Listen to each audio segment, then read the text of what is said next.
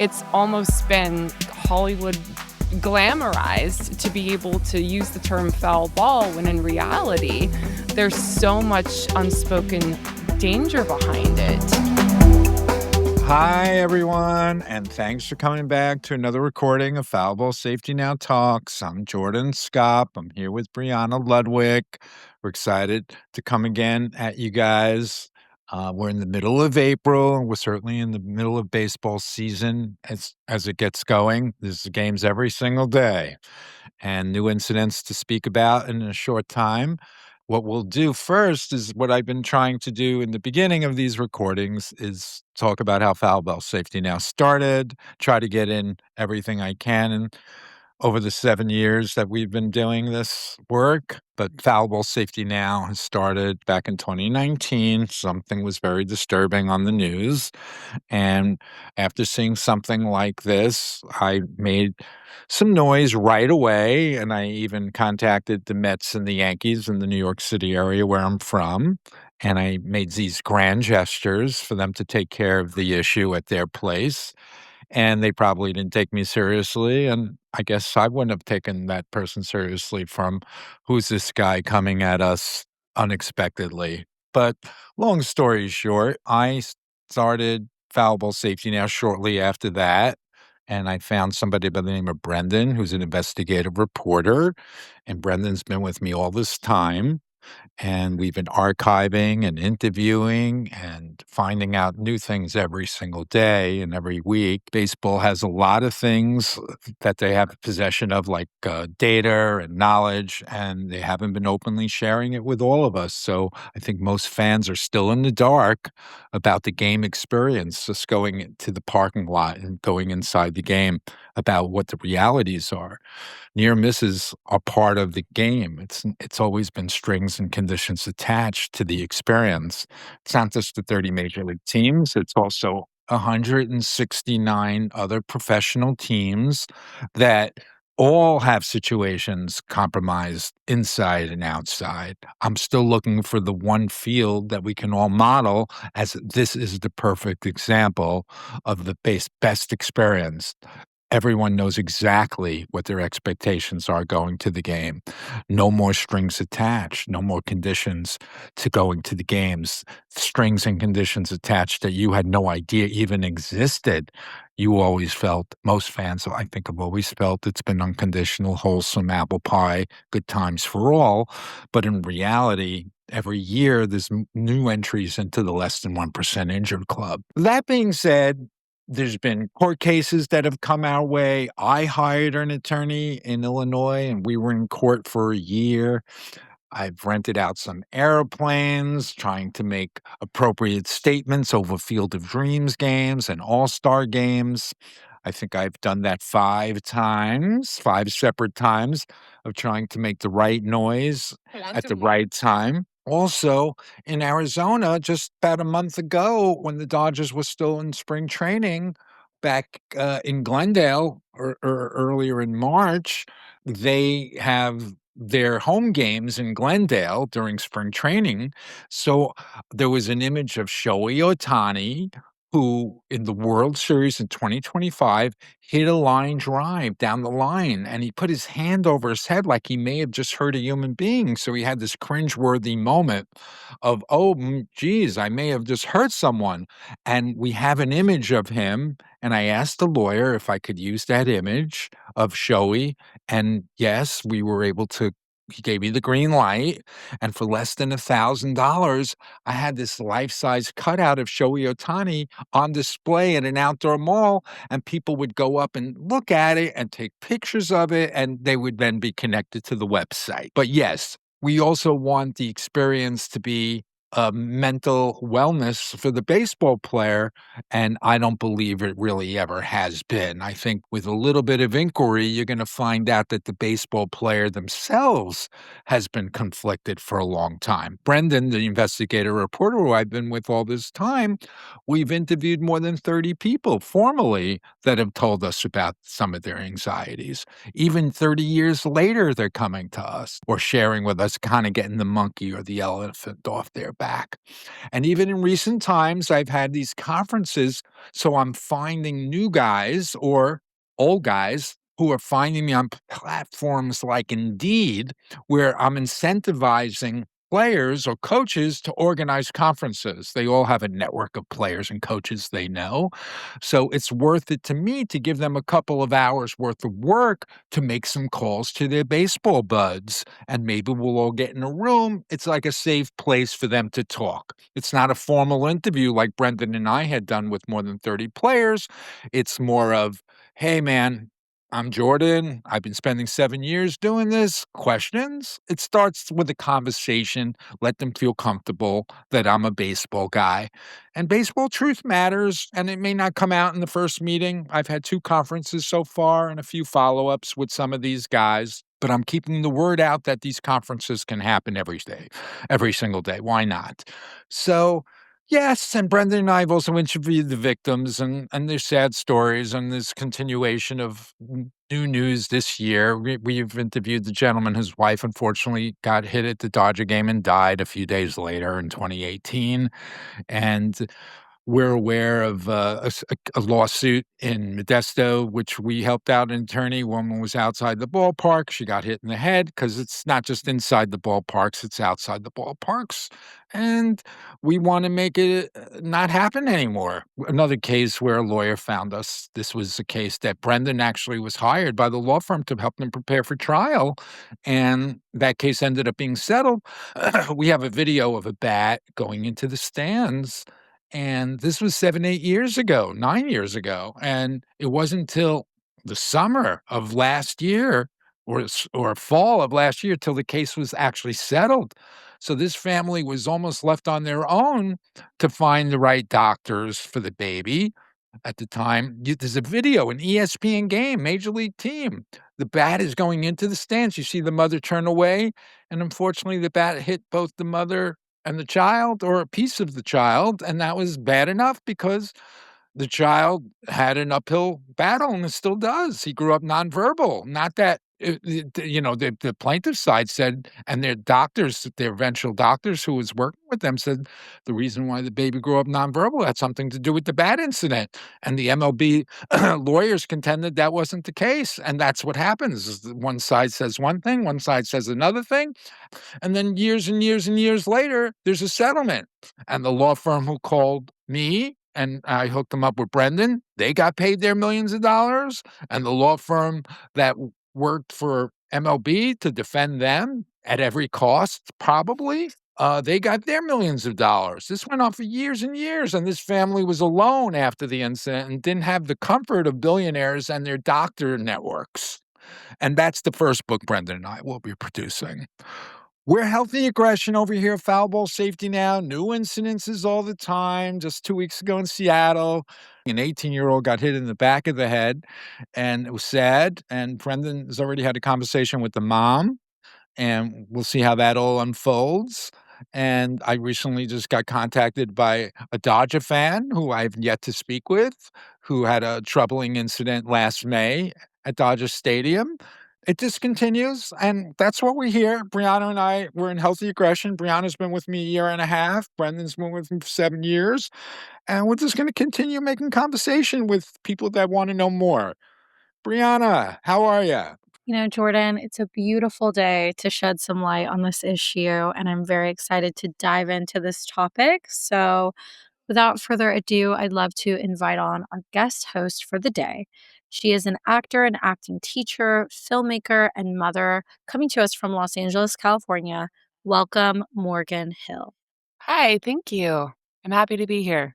Good to meet you. We're excited that you want to take part in this discussion with us. Yeah, absolutely. I'm always about expanding on conversations where we're focusing on creating well-being for people where there's been a lot of instances of out of integrity from corporations to people that just aren't taking other people's well-being into consideration. So I'm really happy to hop in and learn more about this and become an ally for you guys in this cause. We appreciate that. We appreciate that. We're ready for your line of questioning and your your thoughtful preparation. Tell me what you had in mind, where you want to go.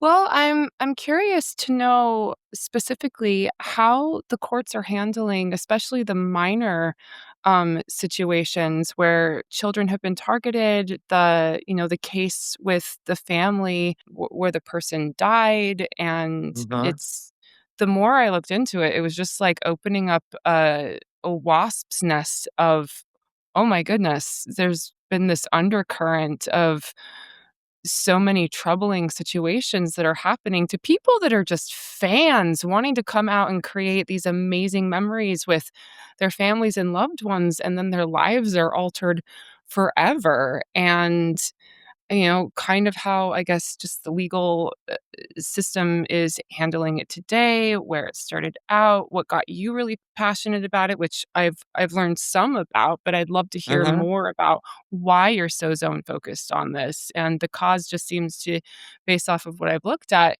just like I love how on track you are and committed to this cause. Thank you. Yeah, well, baseball kinda new since 1913, more than 100 years ago, where there's a something simply called the baseball rule. And when people Google the baseball rule, they'll get a sense, big picture, that most states will recognize this as law, and you go to games assuming risk. So most fans Oh, haven't been enlightened to that. They've seen little reminders of it in micro print, and maybe now, if they really look for it on their e-ticket, there'll be some disclosure, but it hasn't been conveyed in a respectful manner. And if it ever really was, those people looking at it would also be working with agencies that provide oversight and regulation, who are also baseball fans, and they'd probably be like, "Wait, our agency should have heard about this 100 years ago. And why is baseball getting away with operating $1 billion business in this way when most people come to the games thinking no strings or conditions attached to the experience?" And I was passionate about this, and I still am. I maintain a passion, a healthy aggression, because we're exposed to an embarrassing situation that mhm. we've recognized is part of the MLB status quo, but mostly nobody else has. So when they do, they'll realize themselves their own experience. They'll retrace their own steps and realize that maybe they had no business being there. All of those experiences with the little guys. And I think people can really connect the dots, but they first have to be enlightened to the research and the conversation. Our job, effectively, Morgan, is to start the conversation, and then the three of us can leave and let them all work it out and say, "Look what we just got going here. The room is talking." You know what? In a half hour, an hour, they'll work it out. They'll realize what the past was all about, what the present is all about, and how the future should look. I'm really confident about that. It's almost like a traveling carnival without a license. It's Oh, like, yeah. I'm telling you, this is billions of dollars, and they're acting like, "What can we get away with this week? What can we get away with next week?" And they've been continually doing that, and we keep Mm. on meeting people who are unfortunate souls. Thousands of people have had the life-altering injuries and experiences, and we're meeting up, and then we keep on meeting up with new people. So, it's all very interesting, and I'll stay the course. It's an evolving conversation, and it's always Uh-huh. interesting to talk to somebody that knows so much about a topic and is so passionate about it, because I feel like when you're speaking to somebody that's been in it for so long and you have all of this knowledge, and then you're speaking to somebody that's just coming in and Uh-huh. being introduced to the topic and wants to learn more, you're giving little bits and pieces here and there that can start more conversations to get Uh-huh. those of us, what do you think is one thing you would tell people who aren't in sports about this topic that could get them passionate about the cause as well? Great. So we've had a lot of these experiences over the last 6 months. We've met doctors, actors, lawyers, athletes, forensic psychologists like you just coming onto this topic for the first time. Some are not baseball fans at all, but they're intrigued. It's true. And they come on and they're just curious, and some are baseball fans, but they just want to know more. And I'm trying to give them an opportunity to stay with this. We call this a continuum series because week to week, we do 1 or 2 a week. We're able to peel back the onion and include more news as we get it. And then everyone else can then be exposed to it. And Mhm. hopefully, we create that epiphany of awareness. And then maybe we even create an activist or a group that gets really excited about making the right noise in their zip code because MLB is 30 major league teams, and then there's 169 other professional teams that all charge admission. And a lot of these 30 MLB teams own a lot of these teams. So in Brooklyn, New York, when I was standing with a group of people more than 20 years ago, long before I got started in any of this in famous Coney Island, Brooklyn, there's a ride called the Cyclone. It's a famous roller coaster. Only been on it once.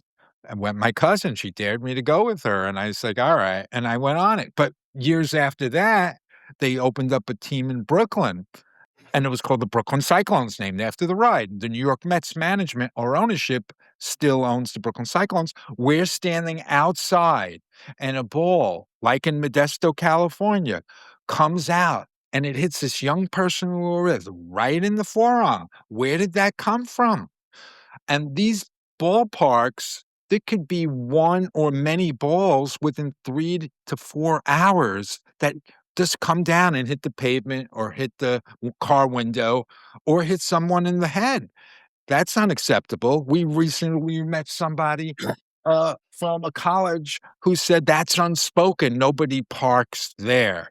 And I'm like, Okay, that's unspoken? Mhm. That's not really an idea, for an establishment, whether it's a billionaire team and they're under their umbrella or a college. This was a college. There's plenty of cash in professional baseball. There's plenty of cash in the NCAA. We are confident that one of these people, one of these organizations, and one of these zip codes are going to address this and create the ecosystem, fancy term, where Mhm. Brianna and her baby, almost 2 years old, know exactly where to park, know exactly how to walk inside the ballpark, where they can get up and have a snack, where they can go back to their seat and come back to their car unscathed. Is that just a foreign concept? I hope not, but I'm trying to make that a reality. No more surprises, no more balls coming over the sides, and once you're inside, no more balls making their way over nets if there are the nets, because Brianna found many incidences in 2025 at major league ballparks where people have self-reporting their injuries. 45 we found that people have made TikTok videos. So we're still in the dark ages. People are welcome to understand what we see in 2026, and certainly, we hope in the near future that we'll be able to model one field or there'll be some organization that really steps up and creates that transparent organization inside and outside for all of us. No more surprises, and that would be great. It was a great answer, and it led me to remind me of one of my first impressions when Mhm, I heard about the podcast, and the foul mhm, ball title was that, especially coming from the film background, I think in storytelling, foul balls are almost romanticized. Like, it's like that mhm. one moment in the movie where the ball goes out and the kid who's the underdog or the adult who's been picked on his whole life suddenly catches that foul ball and they get to keep it. And it's this big winning moment. And it's almost been, again, like Hollywood glamorized to be able to use the term foul ball when in reality, there's so much unspoken danger behind it. And how do you think that we rectify being able to hold on to the charm of the history of people being able to catch these and get excited about them, and also say, hey, though, there's also this major risk, and it's not, we want people to come in here and have a great time, but also foul balls are really dangerous, and create that conversation against the glamorization of Hollywood, if that makes sense. Sure. So certainly the risk is greater, and I think the people in the position and what's been passed down from generation to generation have always romanticized about this experience. People come to the game thinking foul ball and fun, not thinking Mhm. foul ball flirting with danger or worse. Rihanna eloquently put this very clear in one of our recent recordings about explaining the romanticism of it all. Mm. And she did a great job in explaining that on one of our recent recordings. We can transition. The fans won't be disappointed once we level with them. Maybe once there's new owners that come in, because big picture, I really do want these billionaires out. It's happened under their watch, and I want new billionaires in, and I want Mhm. them to create a baseball civilized society that moving forward, we'll remember back in the dark ages, 2026 style, that nobody was brutally bruised anymore. That's basically where I'm at. And of course, the new billionaires will come in and they'll open up their doors to maybe people like us and they'll say, tell me what I need to know. Okay, here it goes. Sounds reasonable. There's hundreds of thousands of dollars available for every ballpark, in every zip code, on every level. Last I checked, there's billions of dollars in the sport of baseball in both MLB and college. If they ever had their houses in order, imagine what they could do to all the youth fields. And also, there's architects, engineers, and designers who probably are all connected to the game somehow, some way, who would probably work for almost nothing. Maybe they won't pay for the supplies, but they'll be like, watch what I rent. Watch what our architects, engineers, and designers render up. We'll show you something in 3 days. It'll blow your mind. And that'll be that. And Brianna will know exactly where to go park the car. And it should not be a foreign concept or an unknown concept in 2026 where she can park and hang with her kid.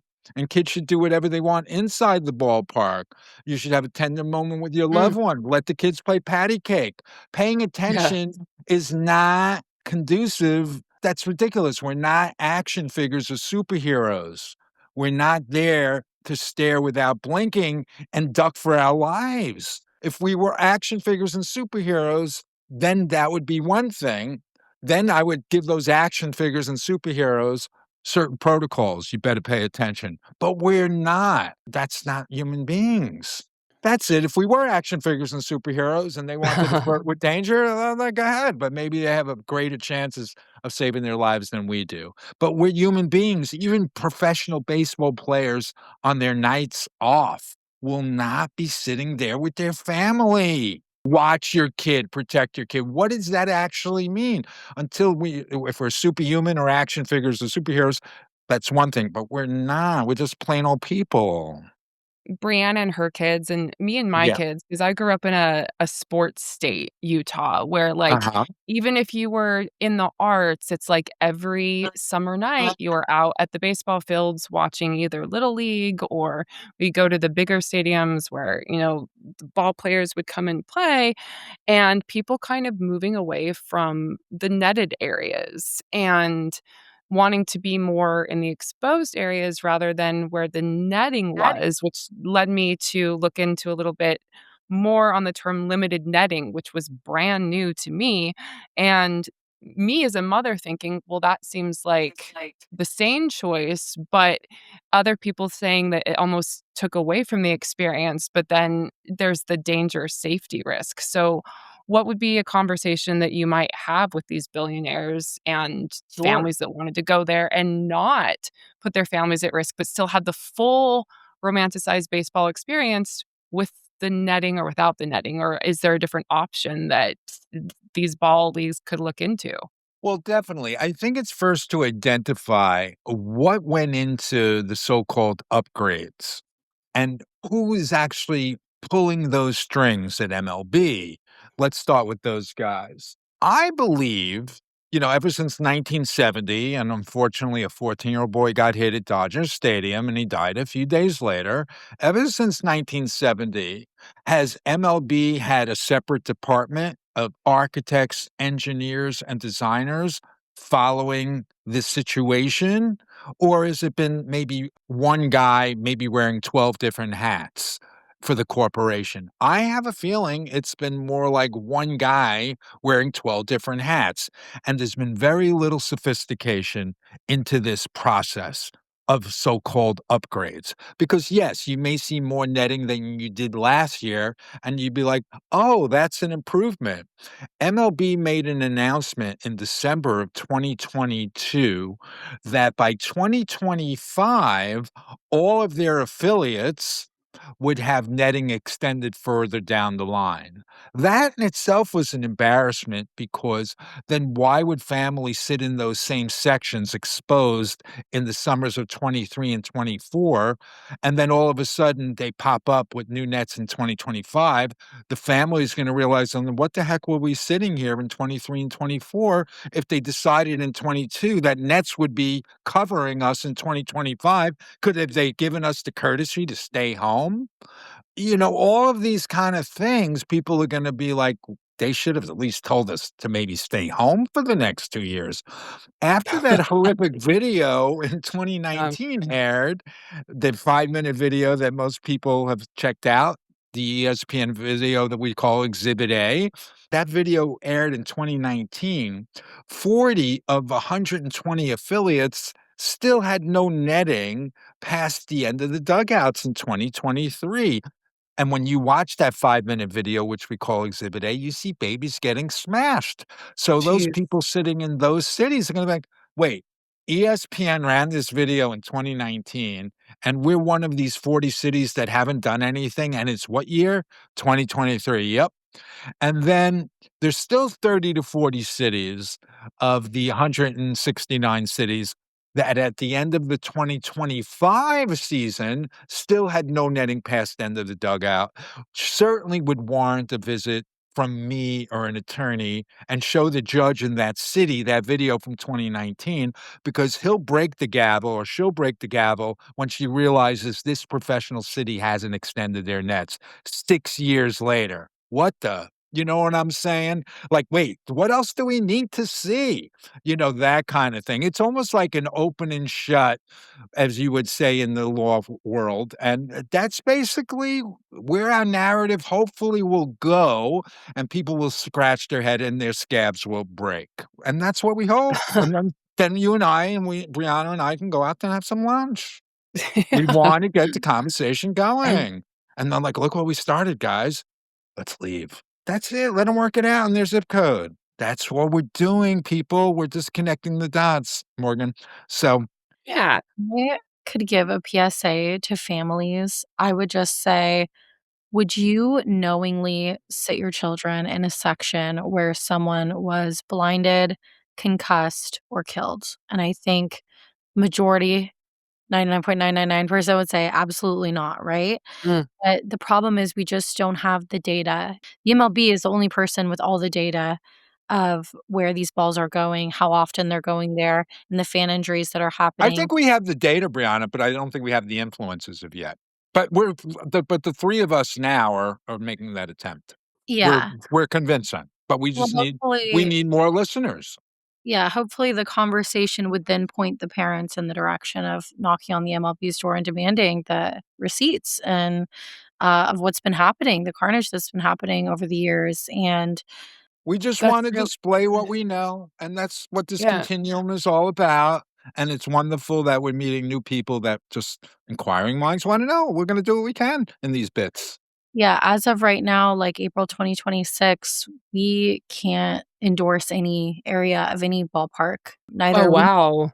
we can yeah, can guarantee your safety in any section that we're aware of. So, I wouldn't advise any family like, when I hear my friends who are also parents, if they're talking about taking their kids to games, and I'm in Los Angeles as well, Morgan, so I know we have a huge culture of baseball here.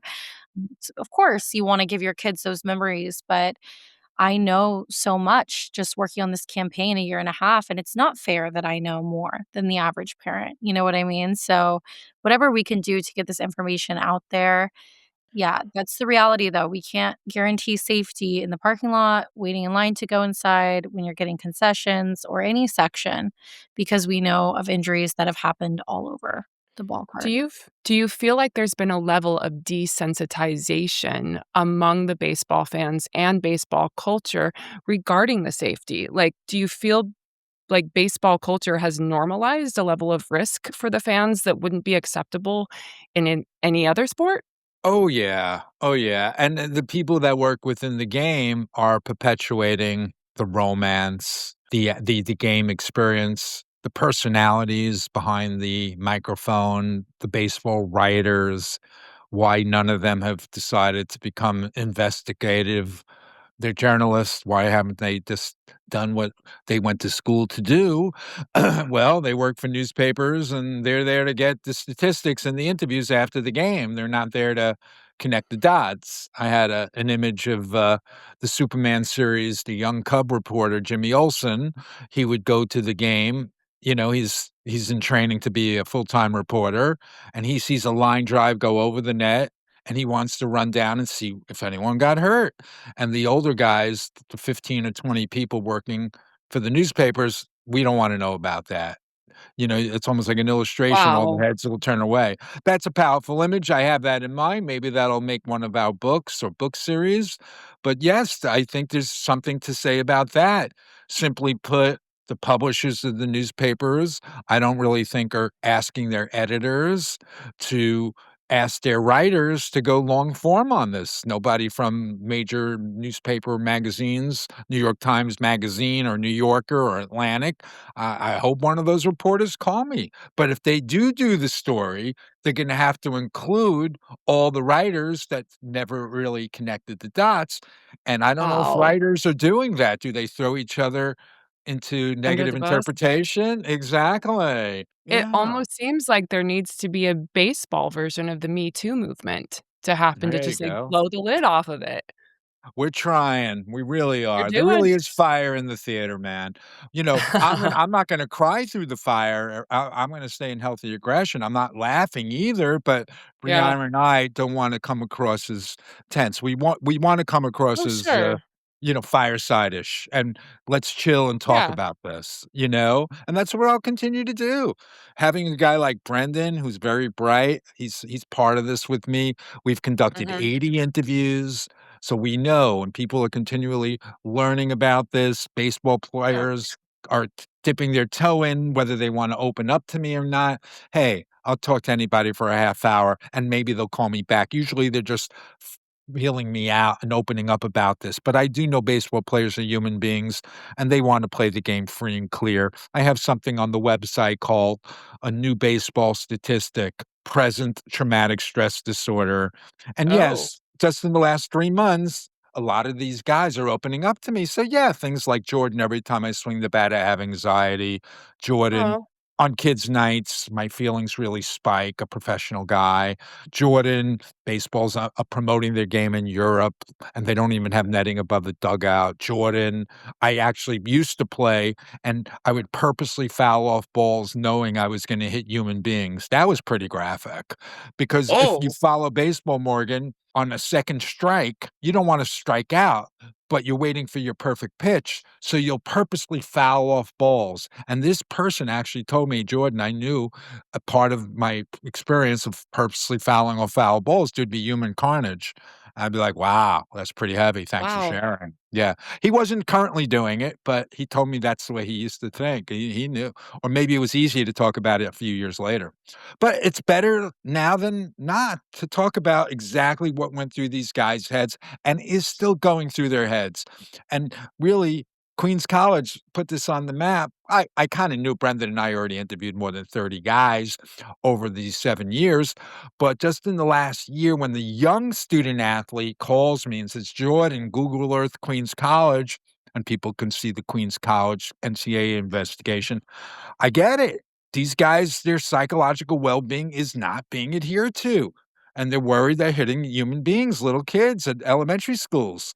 and people could see the tone of my letters. I'm not calling out Queens College of being the only offender. I just think it's something that's happening in all of our zip codes, and we need to address it.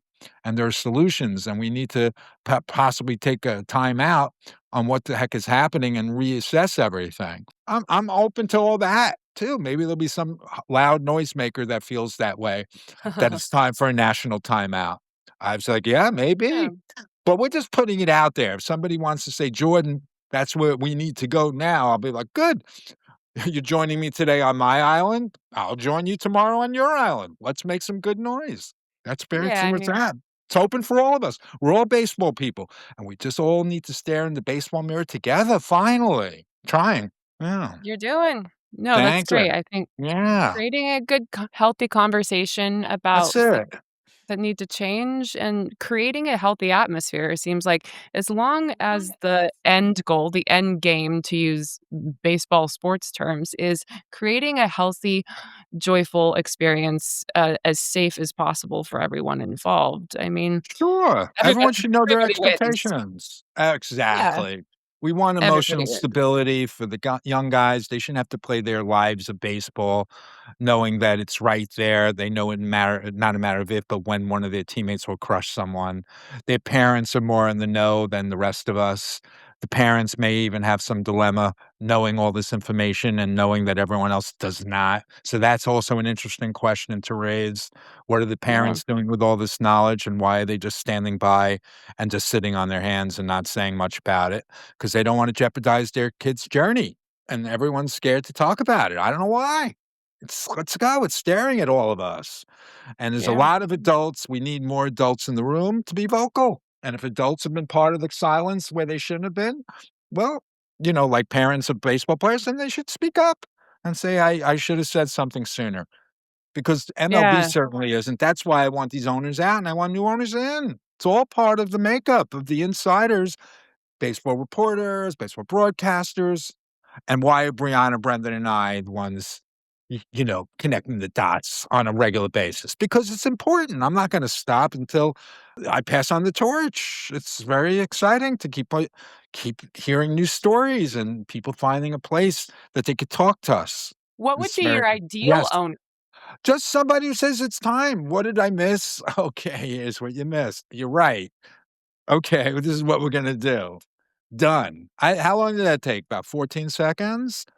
Solution maker, yeah, I'm saying I've been at this 7 years, so what used to take me an hour to describe takes me 4 minutes. I'm yeah, trying to put it on the table. That's basically effectively starting a conversation. We will be able to one day start a conversation and then leave, and then we'll find out exactly what the results were. Like, "Oh, look, they're talking," and they're gonna remain talking, and they're all looking at what their, you know, business is and business model is, and now finally creating that ecosystem inside and outside, that there's no more surprises, no more strings attached, no more conditions that nobody knew about. It's time to level with all of us. No more disruptive injuries. And again, status quo is dark. Balls are still making their way over nets. We're finding out about it. Brendan just spoke with a mother of an 18-year-old in Seattle, and we'll see how that all goes. Yeah, that's what we do. We're just paying attention, and it's exciting, and maybe baseball will look different, a whole lot different, real soon, and we'll all recall when we were all in the dark, I think. And that's ultimately the goal. And I can't change what's been. We just want better, and I'm gonna keep it rolling. At least keep inspiring or others to pay attention to it best I can. amazing. Thank you. That's something to do. I love the game. I'm pro baseball. I want the players to have the best journey possible. I want the fans to have the best experience possible. And it's okay if the risk factors remain in some places. You will tell us, and they'll be age appropriate, and they'll understand hard balls or line drives to the neck may be near missing you all the time, and that's okay. But you knew, similar to like running with bulls in Spain. The three of us may not do that, but people who do those experiences know exactly what they're up for. And if there's a percentage of fans that are taking the risk of knowing this is possible, but that's presented that way. The 4-year-old shouldn't be there, and you should be able to do whatever you want in your seats. But just let us know that this is the experience you can expect. All the other stuff is nonsense about once you're there already, even announcements, even signs on your cup holder that tells you to pay attention. We are not those superheroes and we're not those action figures. And we're just not, and we shouldn't be there. This is what we do. I'm repeating myself a lot. New news usually comes in, but new news is always part of it. So it's a continuum. So when we do this in a week or two, I'll have updates on Seattle. I'll have updates on a new woman who found me from LA from about a year ago. Hopefully one of these victims will have the courage to speak out and stay vocal. We've met other people, NDAs could have something to do with it. Erwin Goldblum, who I Oh. mention a lot, yeah, Erwin Goldblum, who I mention a lot, his wife was hit at the Dodger game, died a few days later, and he's been serving of virtual press conferences. Whether the family got $1 million or more, he doesn't discuss that. He was very vocal with us. He got more vocal from each experience because even him, as who had the worst loss ever, he didn't have hate in his heart. I hope he's Right. doing well. I haven't spoken to him in a few years. He was coming at it like, "Oh, it looks better on TV," and I was like, "Erwin, Yeah. that's an illusion, man. Don't be so nice to them." You What know, looks better on TV? like netting or something. He was evaluating some things by watching TV. I was like, "Erwin," I was like, you know, "I wanna know we want an explanation," and MLB doesn't have a good one in my opinion. Again, I think it's been more like one guy wearing 12 hats at MLB since a 14-year-old boy Mm. died in 1970, got hit at Dodger Stadium and died in 1970. And Wow. I don't think it's been a team of architects, engineers, and designers where there's been any sophistication. And people are gonna connect the dots and say, "Why are they operating," as I shared with you, like an unlicensed operation? Yeah. Like getting away with what they can get away with. And it's like pulling the wool over our eyes. This is the Yeah. reality. That what why do you ever spell out the reality every year exactly what was happening? They know they've been casting things, exit velocities, how many balls go in what direction. People can see my report called Exhibit A1. You can almost retrace your steps. Published report from 2019. Brendan and I looked at that report and we incorporated a lot of new research from 2025. Once you see that, you'll see, oh, 49% of balls go there. And you'll be like, wait, there's no netting past the end of the dugout. How many of them were going at 20 and how many of them were going at 100? You know who knows the answer? MLB, but certainly I could tell you a lot more than one. All these games, not just MLB games, but 14,000 other professional games every year. I'm a I baseball think guy and I like numbers. So ever since second grade, I could connect the simple math. So I don't know if you're a math person or not. So that's what if you're exposed to games and statistics, your basic math skills improve. That's all. well, not a math person, but definitely a story person, and I'm racking Cool. my brain trying to think of, are there any in the media, are there any stories about this topic that are highlighting, like, instead of normalizing the silence, normalizing the conversation? And I don't know of any film, television show, or book that talks about this other than the book you mentioned that you're writing, but we need, like, a Yeah. series or a film or something to make the conversation get the conversation on a wider reach. This needs to Oh, be known. definitely. Well, that's what we're doing now, and the whole idea our recordings will be discovered, and if our library is Yeah. discovered in a month or 3 months from now, they'll see who the guest was. We've had pediatric nurses, we've had lawyers, actors, models, forensic psychologists, OSHA employees. We've done well, I don't know, about 85 or so, and it's been great experiences, and we have a few up on Spotify and Apple, but it's mostly for reference right now.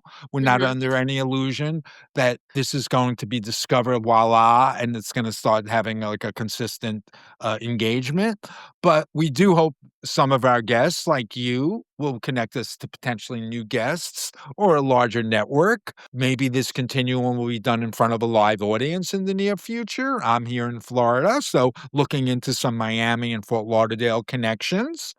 And maybe I'll be doing a weekly thing at a community center, and people will show up every week and work on addressing this issue with me, with or without me, and just be inspired to at least learn about the past. Everyone is curious about maybe something they may have missed, part of their experience, part of their baseball fandom, and they're open. They're not gatekeepers. Most people, I'm confident, Morgan, they're not the management or the media or the broadcasters that may have, they don't wanna bite the hand that feeds them, but I think Sure. 90% of the fans, they're not gatekeepers. They're like, "What did I miss? Should baseball be smelling a little bit more dirtier than I thought it did?